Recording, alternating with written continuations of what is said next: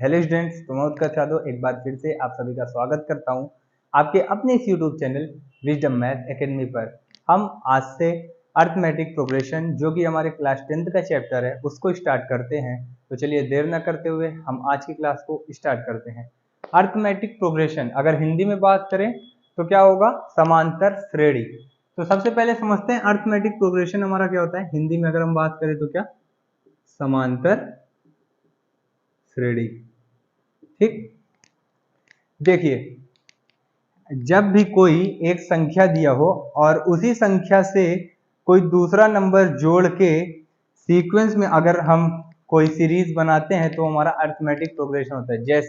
जैसे यहाँ कोई नंबर मान लेते 3 है हमारा, है ना, हमको इसको अर्थमेटिक प्रोग्रेशन बनाना है। ठीक, तो इसमें कुछ नंबर जोड़ देंगे, जैसे 5 हो गया। ठीक, जैसे कुछ और नंबर जोड़ दिए 9 हो गया, और जोड़ दिए 12 हो गया। जब इस प्रकार सीरीज चलेगी तो हमारा वो क्या होगा, अर्थमेटिक प्रोग्रेशन होगा। ठीक, ये तो हम ऐसे ले लिए एग्जांपल के तौर पर। अगर हम इसको जनरल सा देखना चाहें कि ये कैसा होता है तो देखते हैं। मान लेते हैं सबसे पहले कि ये हमारा कोई फर्स्ट टर्म है, यहाँ लिख लेते क्या, फर्स्ट टर्म। यहाँ क्या लिख लेते हैं, कॉमन डिफरेंस। कॉमन डिफरेंस क्या, कॉमन डिफरेंस दो संख्याओं के बीच में जो अंतर होता है वो हमारा कॉमन डिफरेंस होता है। अभी हम जब क्वेश्चंस करेंगे तो हमको पता चलेगा कॉमन डिफरेंस निकाला कैसे जाता है। ठीक है, और यहाँ क्या है, एपी। चलिए मान लेते हैं हम फर्स्ट टर्म हम कोई हमारे पास दिया हुआ है ए, कॉमन डिफरेंस को हम डिनोट करते हैं डी से। ठीक, तो हमारा एपी कैसे बनेगा, एपी फर्स्ट टर्म से ही बनेगा। तो फर्स्ट टर्म हमारा क्या है, ए, तो हम यहाँ क्या लिख देंगे, ए फर्स्ट टर्म। फिर उसके बाद ये कैसे बनेगा, मतलब आगे का सीरीज कैसे बनेगा, तो उसी में फर्स्ट टर्म में हम कॉमन डिफरेंस को क्या करेंगे, ऐड करेंगे। क्या हो जाएगा फिर a प्लस डी। फिर आगे बनाना चाहेंगे, क्या हो जाएगा a प्लस 2d। d बढ़ता जाएगा, फर्स्ट टर्म वही रहेगा। फर्स्ट टर्म में जो कॉमन डिफरेंस जोड़ते जाएंगे हम, उसी से हमारा क्या बनेगा, सीरीज बनेगा। और आगे बात करें तो हमारा क्या बनेगा, a प्लस 3d। इसी प्रकार हम चलते चले जाएंगे तो हमको क्या मिलेगा आखिरी में, a plus n d. N क्या है, नंबर ऑफ टर्म्स है। एन हमारा क्या है, number of terms in AP, है ना। एन हमारा number of terms in AP है। देखिए जैसे एक इसी के नीचे एक क्वेश्चन करते हैं। मान लेते हैं फर्स्ट टर्म हमको 3 दिया हुआ है ना, और कॉमन डिफरेंस हमारे पास 2 है। तो फर्स्ट 4 टर्म बताइए। ठीक, एपी का फर्स्ट 4 टर्म। क्वेश्चन हमको इस प्रकार आता है, आपको फर्स्ट टर्म दे देगा, कॉमन डिफरेंस दे देगा और बोलेगा क्या कि फर्स्ट 4 टर्म बताइए इसके क्या होंगे एपी के, फर्स्ट 4 टर्म इन एपी, है ना। कैसे बताएंगे, इसी के बेस पे बताएंगे। पहला तो हमको पता है फर्स्ट टर्म कितना दिया हुआ है 3। दूसरा कैसे बनेगा, 3 प्लस का 2। क्यों, क्योंकि 3 ए है, डी हमारे पास कितना दिया हुआ है, 2 दिया हुआ है।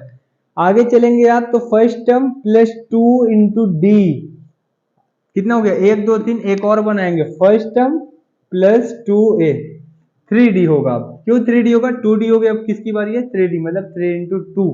तो 4 टर्म बनाना था तो हम 4 तक ही लेंगे।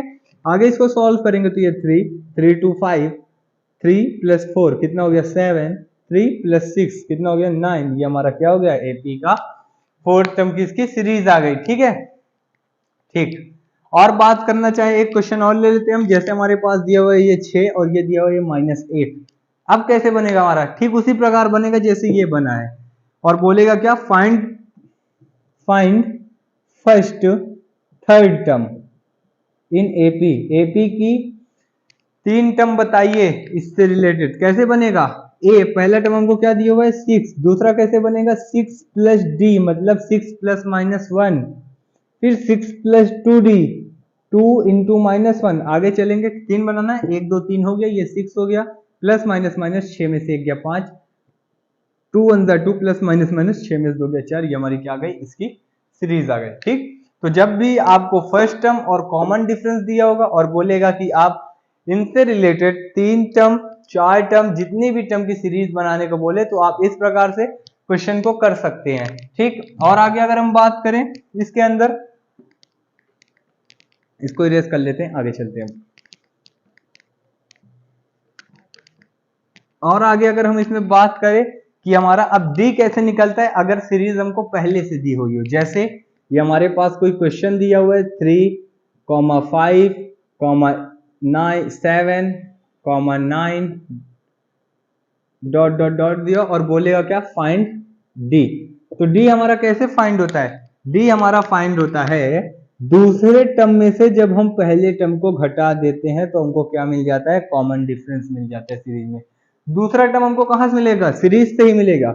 ये पहला टर्म, ये दूसरा टर्म, ये तीसरा टर्म, ये चौथा टर्म, और ये सीरीज जहां तक होगी, अगर ये n तक है तो ये क्या हो जाएगा, an हो जाएगा। एक an क्या है, अंतिम पद है ना, लास्ट टर्म है।